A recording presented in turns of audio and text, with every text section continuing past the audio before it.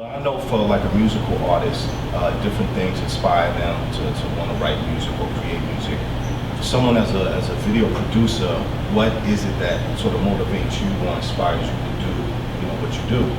I think as an artist, most artists, you could say what motivates them is the doubters. People that doubt you. I feel I wouldn't say that I had a lot of doubters, but it was some people that didn't really believe in the craft at first. And just the fact of me trying to prove them that this is where I need to be, this is where I'm going, that's what motivates me on a daily basis. Okay. So now we're gonna go into a little bit of the grit and the grime of the industry and whatnot.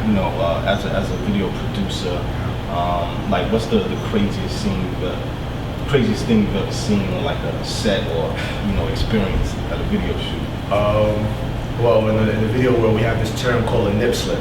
Okay. A nip slip is pretty much when the vixens, they come on set with their nice couture wear, whatever they're wearing at the time of moment, and they might do a movement that might not go with what they're wearing, and the nipple pops out. And we've had a few of those. So I could say that's definitely one of the crazy experiences that I've had on set. Okay, at the time of movie. Yeah. All right. Well, speaking of video vixens, being like you sort of the general of the video set and the scene, you directing things and moving things along. So I'm pretty sure they'll be approaching you to try to get into videos. But what's the craziest thing that's ever happened in that regard? I had this one vixen threaten me.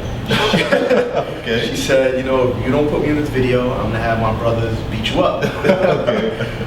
Fortunately, I had to block her on Twitter and whatnot, and I haven't seen her ever since. But I feel like in this industry, there's a lot of overly ambitious fictions, and keep it up. I love the fact that you're ambitious, but there's sort of a professionalism that you have to put in order to get out. You got to give before you take, which is a great art that a lot of people need to understand and how to progress. Give before you take. Okay. Now, as you coming up in the game, you've been in it for a minute. What type of advice or guidance could you give to a young dude now who wants to get into the game and really establish himself? I would definitely say for the young cats coming up, which is even me, I'm still young. I don't consider myself an OG yet. I'm still putting in work.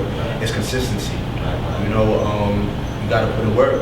You got to, like I brought up, this is going to be sort of like the theme of the interview. You got to give before you take, which is where you're going to have to do some shoots that you're not going to be compensated for what you're really looking for, but it'll pay off in the ending.